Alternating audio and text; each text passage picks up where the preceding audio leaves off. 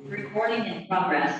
आज बात करेंगे rights and duty of auditor. Question number 6। तो 2 क्लास कंपनी ऑडिट में देख चुके हो। पहले वाले में तो क्वालिफिकेशन एंड डिस्क्वालिफिकेशन, उसके बाद अपॉइंटमेंट, रिमूवल, रेम्यूनरेशन, सीलिंग।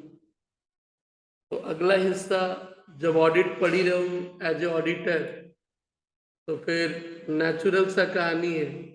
एक जनरल क्वेश्चन ऐसे बोले थे पढ़ने को कि ऑडिट करने से पहले क्या क्या चीज का ध्यान रखना था, तो वो तो पहले भी देख चुके थे। और वो क्वेश्चन नंबर कौन सा बोले थे कि आप एक ऑडिटर बने हो तो आपको किन किन बातों का ध्यान रखना था। ज्वाइंट ऑडिट के बाद ही ऑडिट कमेटी तो पहले ही डिस्कस कर चुके थे। 11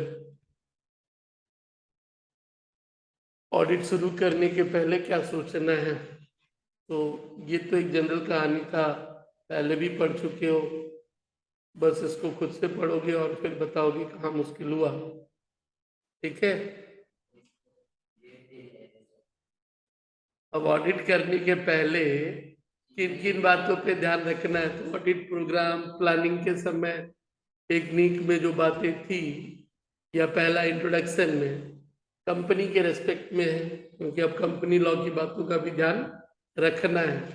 अब बोलो 1 पेज 1.5 पेज तो पढ़ना तो पड़ेगा, लिखना भी पड़ेगा, क्योंकि क्वेश्चन होगा तो बड़ा ही होगा। छोटा रहा तो फिर जितना शॉर्ट में उसे सलटाओगे, यानी पॉइंट नंबर 1 के 5 पॉइंट को एक ही में मिलके क्या करोगे, लिख देना। तो यदि कंपनी का ऑडिटर आप बन रहे हो तो कंपनी का ऑडिटर बनोगे तो क्या करना होगा। सबसे पहले तो अपना अपॉइंटमेंट, और सीधा सा कहानी है, पहले तो दक्षिणा के बारे में बात होता है, रेम्यूनरेशन। तो यदि कंपनी के ऑडिटर बने हो तो सबसे पहले क्या लिखा, सेक्शन 139(1) के तहत आपका अपॉइंटमेंट हुआ या नहीं हुआ। सेक्शन 139(1) के तहत आपका अपॉइंटमेंट हुआ या नहीं हुआ। अब लॉ में तो बहुत सारा सेक्शन है भाई। कंपनी एक्ट के सेक्शंस की बात करोगे तो वहां भी तो हर एक का एक सेक्शंस का हिसाब किताब थोड़ा सा ध्यान रखना कि 139 में डिस्कस क्या है, 139(1) में डिस्कस क्या है। 139(1) में बोलोगे तो अपॉइंटमेंट ऑफ ऑडिटर को लिखी है। फर्स्ट ऑडिटर तो बोर्ड ऑफ डायरेक्टर ही अपॉइंट कर देता है। उसके बाद वाला तो एजीएम में होना चाहिए, तो लोग नहीं किया तो गवर्नमेंट भी करती है। गवर्नमेंट कंपनी के ऑडिट हो तो सीएजी करेगा।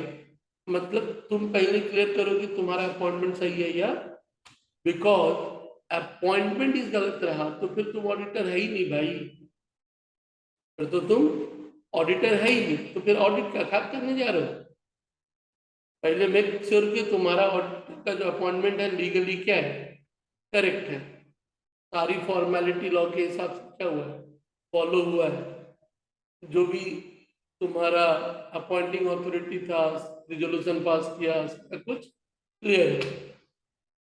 नेक्स्ट, तो पॉइंट नंबर 1 की आपका अपॉइंटमेंट सही से हुआ या नहीं। अपॉइंटमेंट होगा तो क्या होगा, उस मीटिंग में एक रिजोल्यूशन पास होगा ना, तो उस रिजोल्यूशन का कॉपी मांगो कि मुझे दिखाइए कि मेरा अपॉइंटमेंट आप लोग किए हो या नहीं। दूसरा पॉइंट क्या बोला, यदि एक रिटायरिंग ऑडिटर, यानी तुम जब अपॉइंट हुए हो पहला ऑडिटर हो तो बात ही अलग, पुराने के बदले किसी का है तो वही शक की नजर, पुराना वाला को क्यों हटाया, क्या कारण था, वो सारा चीज भी तुमको ध्यान रखना है कि पुराना ऑडिटर को आपने हटाया तो तुम पुराने ऑडिटर को एक चिट्ठी लिखेगा, भाई आपको अपॉइंट किया गया है, तुझे कोई आपत्ति है तो बोल। एक प्रोफेशनल तरीके से हैंडल करने की बातें हैं। So if he is appointed in place of a retiring, he will require whether the new notice up to his retiring auditor, retiring auditor को हटाने के बाद उसको नोटिस दिए गए हो, he will get information from retiring auditor about the circumstances under which he has what retired, किस तहत हटाया गया। ऐसे तो कंपनी एक्ट में ऑडिट के एक मैक्सिमम ऑडिट एक बड़ी कंपनी का 5 साल समय के अंदर ही, उसके बाद ऑडिटर क्या होगा, पहले तो हमेशा के लिए एक ही बंदा रह जाता था। फिर क्या लिखा, third casual vacancy, casual vacancy कोई मर गया तो उसकी जगह पे तुमको क्या किया गया, अपॉइंट कर दिया गया, तो प्रीवियस ऑडिटर का कंफर्मेशन क्या होगा, बस कंफर्म करना है कि वो मर गया और बोर्ड मीटिंग और उसका रिजोल्यूशन चाहिए। कोई रिजाइन करके गया तो रिजाइन करना तो थोड़ा डेंजरस मैटर हो गया, तो फिर एजीएम में और आपका रेम्यूनरेशन फिक्स किया गया या नहीं किया गया। तो पहला पॉइंट किसको लेके था। अब यदि मान लो कि कम मार्क्स का क्वेश्चन है तो naturally point number B C D A सब तो एक ही में सिमट जाएगा भाई। उस पूरे कहानी को 2 लाइन में क्या कर सकता है, सलटा सकता है ना। तो वहां भले ही टुकड़ा तोड़ तोड़ के लिखा गया है, लेकिन यदि छोटा करना है तो पूरा पॉइंट 1 जो एक पेज में जा रहा है तो 3 से 4 लाइन में क्या होगा, सलट जाएगा। इसी तरह छोटा करोगे। नेक्स्ट क्या है, inspection of document and books. अब जब ऑडिटर बने हो तो बुक्स और डॉक्यूमेंट्स को क्या करना होगा, देखना भी तो है। अब बुक्स एंड डॉक्यूमेंट में आएगा क्या, जो कंपनी के इंपॉर्टेंट डॉक्यूमेंट वो, तो सबसे इंपॉर्टेंट डॉक्यूमेंट कंपनी का ऐसे भी कौन सा है, मेमोरेंडम ऑफ एसोसिएशन, वो देखो। और खासकर उसका ऑब्जेक्ट क्लॉज, खासकर उसका ऑब्जेक्ट क्लॉज, क्योंकि ऑब्जेक्ट ही तो बताता है कि वो क्या कर सकती है और क्या नहीं कर सकती है। शेयर कैपिटल क्लॉज से तो पता चलेगा कितना कैपिटल होगा। मेमोरेंडम में कोई चेंज वेंज हुआ है तो उसकी सारी फॉर्मेलिटी पूरी हुई है या नहीं। फिर कंपनी से रिलेटेड दूसरा इंपॉर्टेंट डॉक्यूमेंट क्या हो गया, आर्टिकल्स ऑफ एसोसिएशन, उसे ध्यान से पढ़ो। और आर्टिकल्स में आखिर किन बातों का जिक्र हो सकता है, कंपनी के रूल्स रेगुलेशन से रिलेटेड, तो रूल्स रेगुलेशन से रिलेटेड ये सारी बातें हैं। क्लियर है। अब आर्टिकल्स तो देख लो कि कंपनी सारा रूल्स एंड रेगुलेशन को फॉलो कर रही है या नहीं कर रही है, अदरवाइज तुम लायबल भी होगा। वो जो फॉल्स है उसकी जगह फेल्स होगा, फॉल्स की जगह कौन सा वर्ड होगा, आप सही से ऑडिट नहीं किए हो। पेज नंबर 107 में थोड़ा सा चेंज हो जाएगा, if an auditor fails to audit properly, तुमने सही से ऑडिट नहीं किया।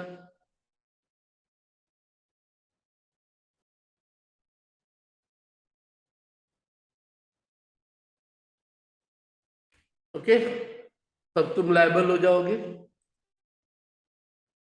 तीसरा क्या है, तीसरा इंपॉर्टेंट डॉक्यूमेंट कंपनी से रिलेटेड क्या रहा, प्रोस्पेक्टस।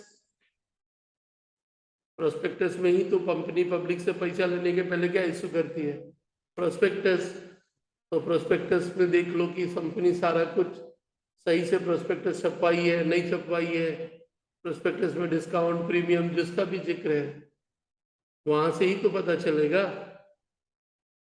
इसके बाद कंपनी जो सर्टिफिकेट मिला है, सर्टिफिकेट ऑफ इनकॉर्पोरेशन या सर्टिफिकेट ऑफ कमेंसमेंट, उनको देखो। ओके, इसके अलावा कुछ ऐसी चीजें जिसमें कि सेंट्रल गवर्नमेंट से अप्रूवल लेना क्या था, जरूरी था। शेयर कैपिटल पे इंटरेस्ट देना, ऐसे तो शेयर होल्डर को डिविडेंड ही मिलता है, लेकिन कोई कंपनी का प्रॉफिट होने में बहुत टाइम लगता है, तो एक स्पेशल परमिशन लेके वो अपने शेयर होल्डर को क्या दे सकती है, इंटरेस्ट भी दे सकती है। तो फिर सेंट्रल गवर्नमेंट का अप्रूवल, डेप्रिसिएशन का तरीका चेंज किए हो, डायरेक्टर को लोन दिए हो, मतलब जो चीज एक्ट के बाहर कर रहे हो, जो कि बिना परमिशन का कर सकते थे, लेकिन कुछ चीजें ऐसा है कि सेंट्रल गवर्नमेंट का परमिशन लेके क्या है कर सकते हो, तो पता करो कि वो सारा कुछ परमिशन मिला है या नहीं मिला है कैपिटल पे। जबकि होना नहीं चाहिए। शेयर कैपिटल के ऊपर क्या रहा, क्योंकि बहुत सारी ऐसी कंपनियां हैं जिनका प्रॉफिट, मान ले सिप का बिजनेस था, तो यार 30 साल में, 10-15 साल में तो एक बिजनेस में सिप बनेगा, तब तक तो शेयर होल्डर बेचारा दुखी रहता है कि हमको तो डिविडेंड या कुछ मिल नहीं रहा है, तो फिर उसको तो पैसा नहीं मिलेगा, तो वो कंपनी में पैसा लगाने वाला तो नहीं है, इनकम नहीं मिला। तो एक स्पेशल प्रोविजन के तहत प्रॉफिट नहीं भी हुआ तो तुम उसको क्या कर सकते हो, दे सकते हो। तो सेंट्रल गवर्नमेंट का अप्रूवल जरूरी है। इसके बाद क्या है, मिनट बुक्स। कंपनी के सारे फैसले हैं ही कहाँ पे, मिनट बुक्स में ही तो है। तो कंपनी अपने सारे फैसले जो मिनट बुक्स में रखी है उसको देखो कि कंपनी ने बीच बीच में या समय समय पे क्या क्या फैसला किया है। शेयर होल्डर्स की मीटिंग का मिनट बुक्स, बोर्ड की मीटिंग का मिनट बुक्स, और क्या करना है, review of last year final account and board. पिछले साल तो ऑडिट हुआ था, उसमें देखो कि पिछला साल ऑडिटर क्या क्या कमेंट किया है, उससे तो ये भी पता चलता है कि भाई ये सब तो गलत पिछले साल ही था। तो पहला पॉइंट आपने, दूसरा पॉइंट क्या देखा, that is inspection of document and books. अब तीसरा कहानी क्या कर रहे हो, लिस्ट ऑफ डिफरेंट बुक, मतलब जो जो कंपनी अकाउंट्स मेंटेन किए, जर्नल, लेजर, वो सब का क्या करो, एक तो लिस्ट बनाओ, रजिस्टर, लॉ के तहत भी जो जो बोला गया है। कंपनी के पास तो सारा बुक्स मेंटेन होगा ही, तो उसका लिस्ट बनाओ कि कंपनी क्या क्या मेंटेन करती है। ऑडिट अपना करना बाद में, लेकिन ये सब चीज तो पहले क्या करो, देख लो। फिर क्या है, डिफरेंट कॉन्ट्रैक्ट, कंपनी तो हजारों कॉन्ट्रैक्ट की होगी, लेकिन खासकर जो बड़े बड़े इंपॉर्टेंट कॉन्ट्रैक्ट है, प्रॉपर्टी किसी से खरीदे हो, बड़ा बड़ा काम कर जो भी है, तो वो सारा कॉन्ट्रैक्ट का कॉपी क्या करो, उठा के देखो कि क्या क्या डिसाइड हुआ था। और आखिरी पॉइंट तो समझे ही हो, ऑडिट करने के पहले आपको क्या करना है, इन सब चीजों को देखना है।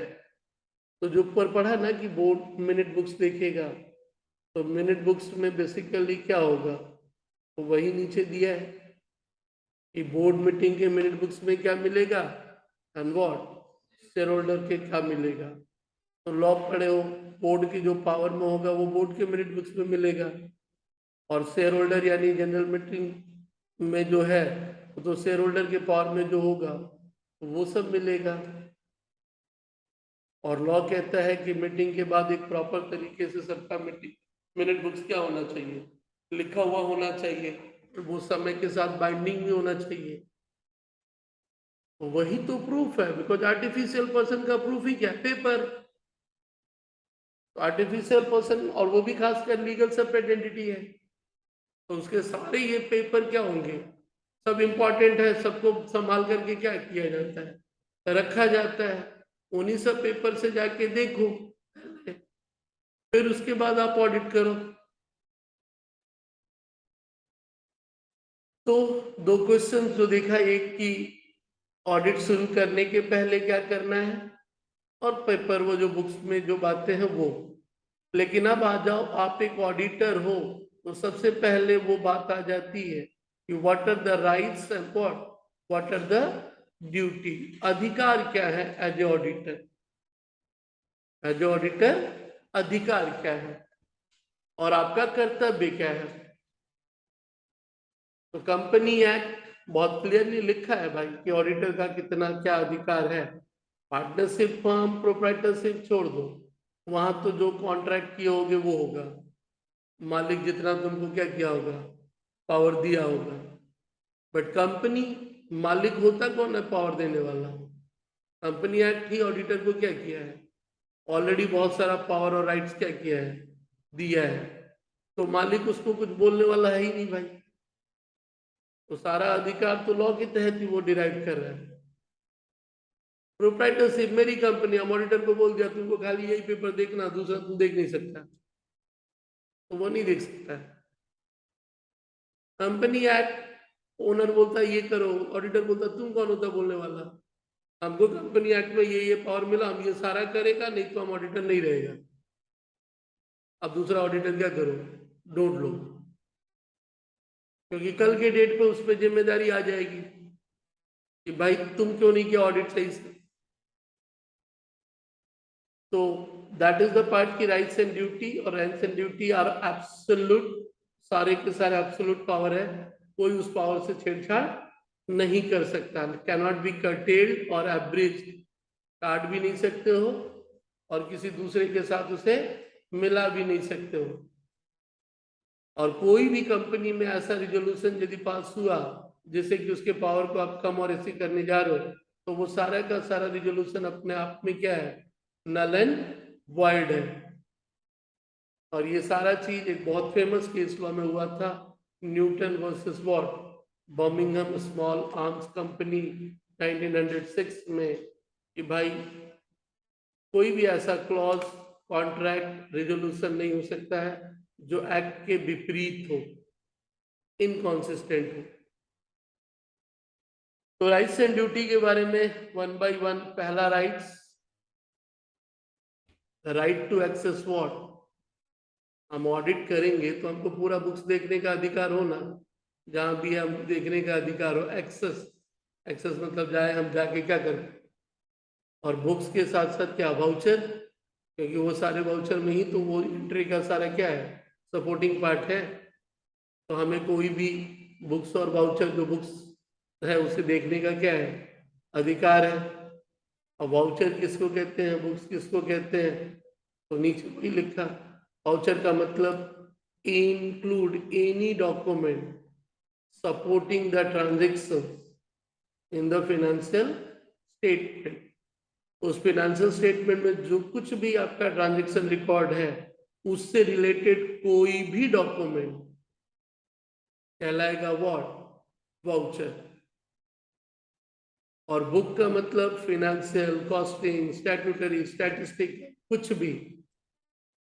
और कब, ऑल द टाइम, ऑल, कभी भी। उसका अपॉइंटमेंट का जो ड्यूरेशन है, ऑब्वियसली अब रात को 2 बजे जाके नहीं बोले कि हमको दो, एक यूजुअल बिजनेस आवर में कभी भी जाके क्या कर सकता है, वो देख सकता है।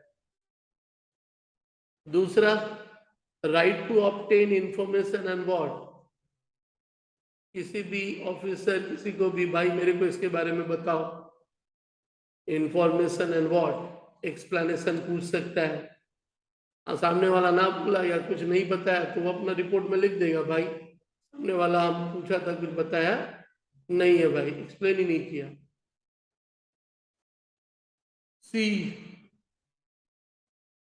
आप एक ऐसी बिजनेस या कंपनी का ऑडिट कर रहे हो, उसके 10 ब्रांच हैं, तो मान लो कि आपको तो हेड ऑफिस में रखा गया, ब्रांच का तो ऑडिटर अब थे ही नहीं, होने को आप ब्रांच का ऑडिटर भी हो सकते हो। अब एक ही आदमी को सारा ऑडिट नहीं दे करके क्या किया जाता है, ब्रांच का ऑडिट अलग अलग करवाया जाता है। और हेड ऑफिस यानी पूरी कंपनी का ऑडिटर कौन होता है, अलग। ये कहाँ, खासकर बैंकों में, बैंकों का 10,000 ब्रांच है, एक ऑडिटर कैसे कर लेगा। तो सभी ब्रांचों का ऑडिटर क्या होता है, अलग अलग होता है। अब तुम जब एक हेड ऑफिस का रिपोर्ट दोगे तो सारे ब्रांचों का रिपोर्ट भी तो उसी के अंदर क्या होगा, एक कंपनी का ऑडिट दोगे तो सारे ब्रांच का भी ऑडिट, मतलब तुमको देखना तो जरूरी है कि भाई सभी ब्रांचों का ऑडिटर लिखा, क्योंकि उन सबको मिला करके तुम एक मास्टर, एक पूरी कंपनी का क्या बनाने वाले हो, ऑडिटर रिपोर्ट बनाने वाले हो। तो तुम एज ए यदि कंपनी के हेड ऑफिस के ऑडिटर हो तो तुम्हारा अधिकार है कि सारे ब्रांचों का ऑडिट रिपोर्ट मुझे पहले क्या किया जाए, दिया जाए। वही रहा point number what, C, D, क्योंकि उन सबको ध्यान में रख के आपको अपना फाइनल ऑडिट रिपोर्ट बनाना है। पॉइंट नंबर डी क्या है, भाई आप तो ऑडिट किए हो, उस ऑडिट से रिलेटेड डिस्कशन होगा कहाँ, जनरल मीटिंग में होगा। तो आपको भी जनरल मीटिंग में रहना है, तो बिना नोटिस का तो जा नहीं सकते हो। आपको जब इनविटेशन ही नहीं मिला तो बिना इनविटेशन का कैसे पहुंचोगे, क्योंकि आप तो शेयर होल्डर हो नहीं। बट एज ए ऑडिटर आपका अधिकार बनता है कि आपको भी एजीएम का नोटिस क्या होना चाहिए, मिलना चाहिए। नेक्स्ट क्या है, राइट टू बी इंडिम्निफाइड। अब ऑडिट के सिलसिले में तुम्हारा कोई खर्चा लगा, अब किसी चीज में समझ में नहीं आ रहा था, तुम एक्सपर्ट का एक तो क्या लिया, एक तरह से एक्सप्लेनेशन लिया, क्योंकि ऑडिटर हूं भाई, सुपर ह्यूमन तो हूं नहीं कि सब कुछ मेरे समझ में आ जाए, क्योंकि हर एक मामले की जानकार अलग है। किसी मशीनरी को खरीदा तो क्या है नहीं है, तो हमने किसी से काम करवाया, सामने वाला मेरे से 2000 रुपये ले लिया, तो भाई वो तो हम अपने कर के लिए नहीं किया, तो ये कंपनी का दायित्व तो बनता है कि वो जो 2000 मेरा लगा है आपके काम के लिए, वो खर्चा मेरे को क्या किया जाए, दिया जाए। That is what right to be indemnified. Right to take legal and technical advice, जैसे अभी मैंने कहा सुपर ह्यूमन हो नहीं आप, तो आप किसी से लीगल और टेक्निकल एडवाइस भी क्या है ले सकते हो। राइट टू रेम्यूनरेशन, वो तो ऑब्वियसली रहेगा। लास्ट में right to sign the what audit report, भाई आपका अधिकार है साइन करने का, आप तो रोकने वाले हो नहीं।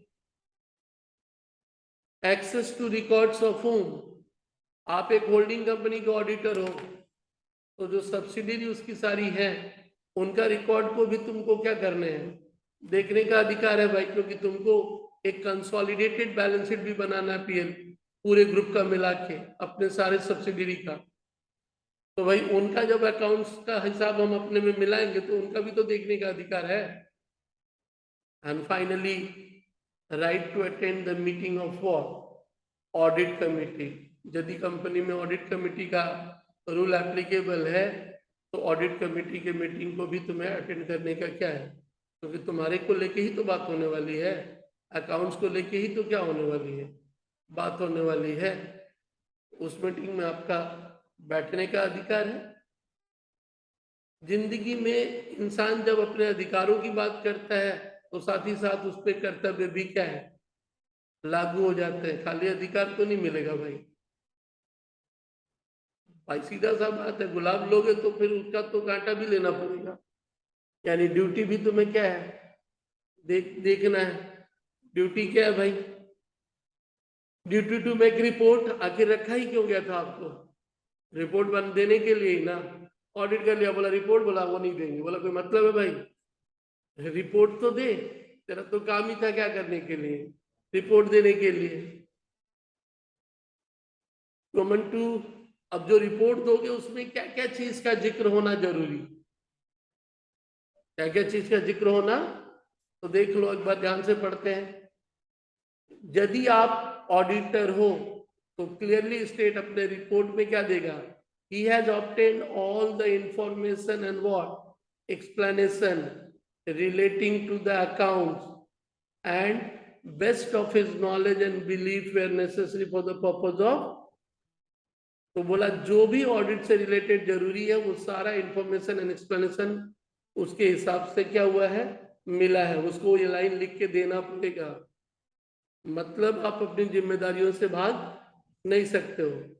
और नहीं मिला तो लिख के दो कि he has not obtain not, और जैसे ही नॉट लिखा भूचाल आ जाएगा, इतना बड़ा वर्ड तुम लिख कैसे दिया, इसका मतलब कि इस ऑडिट अकाउंट्स का कोई भरोसा नहीं है।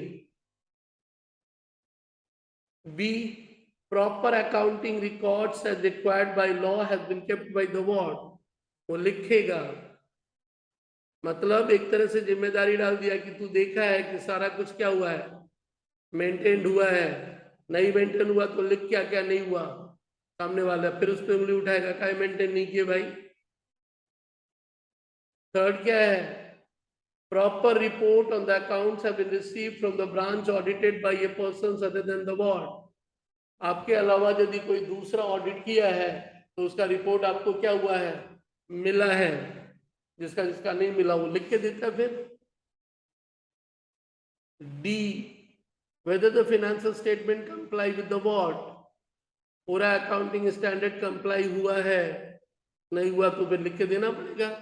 मतलब जैसे ही ये लिखने की बारी आई तुमको टेंशन हो गया कि भाई ये सब मुझे क्या करना होगा, देखना पड़ेगा, क्योंकि जब मैं लिख के दे रहा हूँ कि सब है तब तो कल मैं जिम्मेदार हो जाऊंगा।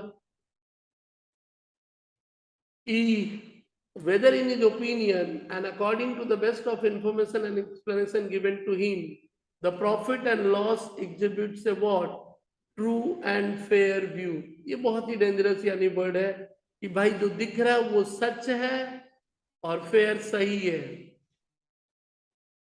और यदि सच और सही नहीं है तो क्या सच सही नहीं है वो लिख के क्या करो, दो. Profit and loss and balance sheet of the properly drawn up and exhibits a what? True and fair view of the statement of affairs of the company. And lastly क्या लिख के देना है? Adequate internal control. कंपनी क्या कर रही है? Place यानी कंपनी में है और वो सही से क्या होता है? फॉलो होता है. क्लियर? तो दिस इज, आपको अपने ऑडिट रिपोर्ट में इन बातों का जिक्र करना क्या है? जरूरी है. फिर क्या है? ड्यूटी टू मेक इंक्वायरी, जांच पड़ताल करनी है. यानी ऐसे तो तुम्हारे ऊपर सब जिम्मेदारी है, बहुत कुछ, लेकिन फिर भी वो कुछ चीजों को जानबूझ के कुरेद दिया कि भाई तू और क्या देखा नहीं देखा, बट ये सब चीज तो हमको क्या है? देखना पड़ेगा. पहला क्या चीज के बारे में इंक्वायरी करना है? Loans and advances made by the company are properly secure.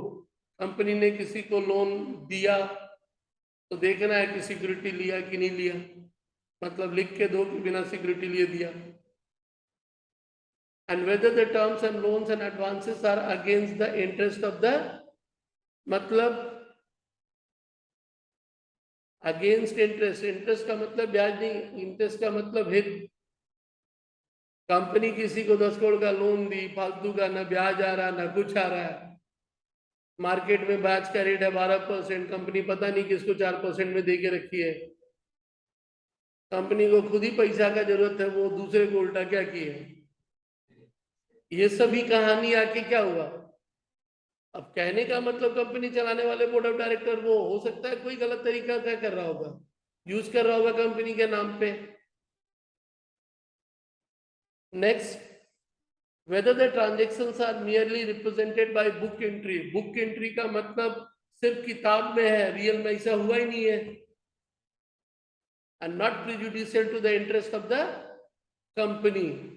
अब ट्रैवलिंग का खर्चा 20,000 दिखा रही है और पता नहीं ऐसा हुआ भी नहीं, पता नहीं दिखा दे पेमेंट भी हो गया, मतलब वास्तव में वो घटना नहीं हुआ, लेकिन झूठ मूठ का वो सब अकाउंट्स में क्या है? दिखाया जा रहा है. Personal expenses have been charge to what?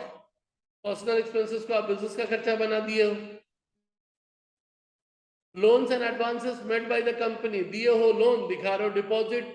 Deposit देख के लोगों को अच्छा लगता है, कंपनी डिपॉजिट की, भाई लोन दिया है मतलब किसी को फेवर कर रहा.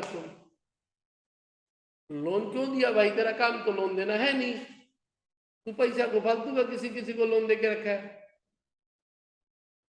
इनडायरेक्टली कंपनी एक्ट के इन बातों के द्वारा उसे, ऑडिटर को एक तरह से बोलोगे तो अटेंटिव कर दिया गया कि भाई तू क्या देख रहा है नहीं देख रहा, बट ये सब चीज का देखना क्या है?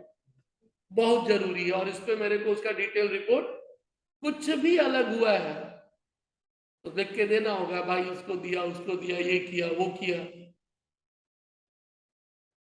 Next, adverse remarks on maintenance of account. यदि सही से मेंटेन नहीं हुआ है तो उसके ऊपर में क्या करिए? एडवर्स रिमार्क्स दीजिए. यानी क्वालिफिकेशन, उसके बारे में जो कुछ भी तुम्हारे मन में है, क्वालिफिकेशन, रिजर्वेशन, एडवर्स, पढ़ोगे अगले चैप्टर में, ऑडिट रिपोर्ट में सारी बातों का जिक्र है. इन बातों का भी बहुत बड़ा फर्क है. एक होता है सीधा लिखना कि सब कुछ ठीक है, एक है कि लिखना कि सब कुछ ठीक है लेकिन ये गलती है, और एक है ना, एक होता है लिखना सब गलती है. तो ये सब को लेके ऑडिट रिपोर्ट में आगे बात है कि रिपोर्ट कितनी तरह का होता है. तो भाषा पे भी उसका कंट्रोल होना चाहिए. नेक्स्ट क्या है? Comment on इनएडिक्वेट of financial control. बोला भाई फाइनेंशियल कंट्रोल इनएडिक्वेट है, पूरा नहीं है, और जब कंट्रोल ही नहीं है बढ़िया से तो गड़बड़ कहीं भी हो सकता है। C&AG गवर्नमेंट कंपनी के यदि आप ऑडिटर हो तो फिर आप जिम्मेदार हो किसके, कंट्रोलर एंड ऑडिटर जनरल। तो कंपनी एक्ट तो अपनी जगह रहा, सरकारी कंपनियों के लिए controller and auditor general company सरकारियों का एक अलग से डिपार्टमेंट है। तो यदि सरकारी कंपनी का ऑडिटर हो तो CAG का यदि अलग से कोई कंप्लायंस है तो कंपनी एक्ट के अलावा उसको भी तुम्हें क्या करना होगा। अब गवर्नमेंट कंपनी है, सरकार की प्रॉपर्टी है, कहीं गलत यूज तो नहीं हो रहा भाई। और तो that is in case of A government company, CAG का जो भी सारा डायरेक्शन है वो भी तुमको क्या करना होगा, फॉलो करना पड़ेगा। Controller and auditor general, controller and, graduate होने के बाद ये एक तो बढ़िया जॉब है इस डिपार्टमेंट में, जिसको ऑडिट एंड अकाउंट्स भी लोग बोलते हैं। सरकार का, स्टेट गवर्नमेंट का अपना है, सेंट्रल गवर्नमेंट का अपना है, और इन्हीं के रिपोर्ट के बाद तो वो संसद विधानसभा में भूचाल आता है। यही लोग तो उस रिपोर्ट में बोलता भाई सरकार का पैसा ये लोग खा गया, तो फिर जो नेता मंत्री खाए उन पे उंगली उड़ जाती है। घोटाला का वर्ड ही यहीं से अराइज होता है। नेक्स्ट चला, intimation to central government about fraud. अब आजकल लोग फ्रॉड बहुत ज्यादा कर रहे हैं, छोटा मोटा भी नहीं, बड़े बड़े अमाउंट का। तुम यदि किसी कंपनी में ऑडिटर हो और फ्रॉड हुआ है तो तुमको क्या करना होगा, सेंट्रल गवर्नमेंट को बताना पड़ेगा। ये एक बहुत बड़ा जिम्मेदारी दे दिया। पहले था कि यार ऑडिटर अपना काम कर गया, आजकल सरकार उसको भी बोल दी है भाई तू खाली उसी का नहीं है भाई, सरकार के पॉइंट ऑफ व्यू से भी तुझे क्या करना है। यानी तू जब ऑडिट कर रहा है तो तेरे सामने से बहुत कुछ दिख रहा है। अब इन सब के बाद ऑडिटर की जिम्मेदारी और बढ़ गई। बेचारा समझ गया कि अब सरकार भी जिम्मेदारी दे दी है, यार नहीं किया तो हमको जेल में डाल देगी। हमको फ्रॉड दिखा था फिर भी हम बताया नहीं। तो क्या लिखा, if the auditor in course of audit come across what, come across any fraud involving such amount as may be prescribed, he shall immediately report the matter to the whom? Central government within such time as may be prescribed. In case of a fraud involving lesser than the specified amount, the auditor shall report the matter to the audit committee or the board within such time in such manner as may be prescribed. Section 13 of the Companies Amendment Act 2000। अब सरकार ने एक amount का limit set किया होगा, अब चलो वो नहीं मालूम कि भाई मान ले कि भाई 1 करोड़ का फ्रॉड होगा तो मुझे बताना डायरेक्ट, 10-20 लाख का फ्रॉड है तो काहे को मेरे को भी परेशान कर रहा है।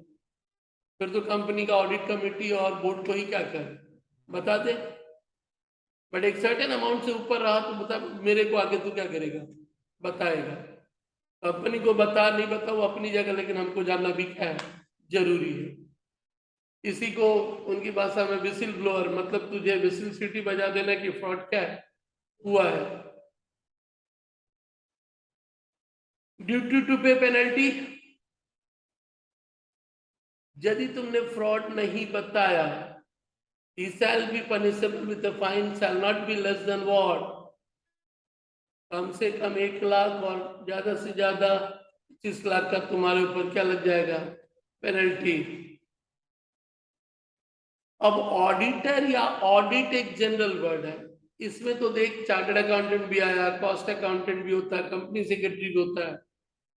तो सीए के साथ साथ कॉस्ट एंड कंपनी सेक्रेटरी के ऊपर भी कुछ जिम्मेदारी क्या है, डाल दिया गया। हम लोग कहते हैं कॉस्ट ऑडिटर, सेक्रेटरियल ऑडिटर।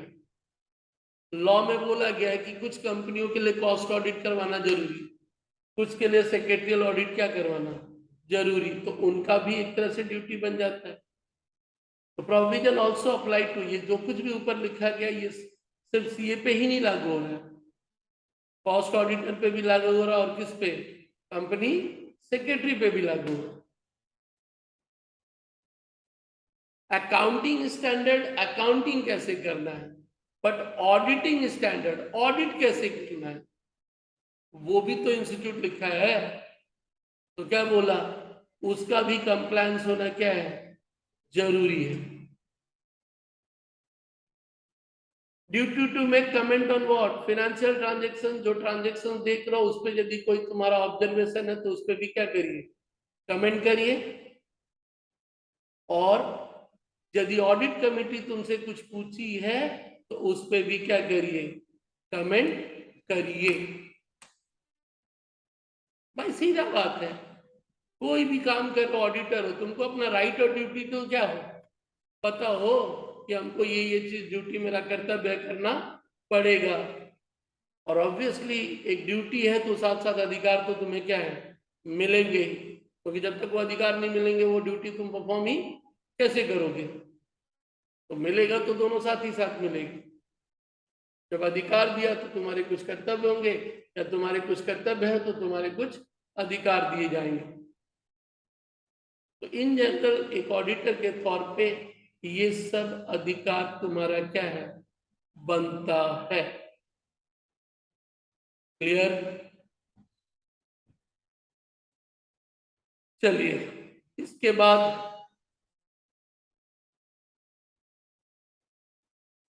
एक बार डिस्कनेक्ट कर रहा हूँ, फिर से कनेक्ट करूंगा 40 मिनट की कैटेगरी।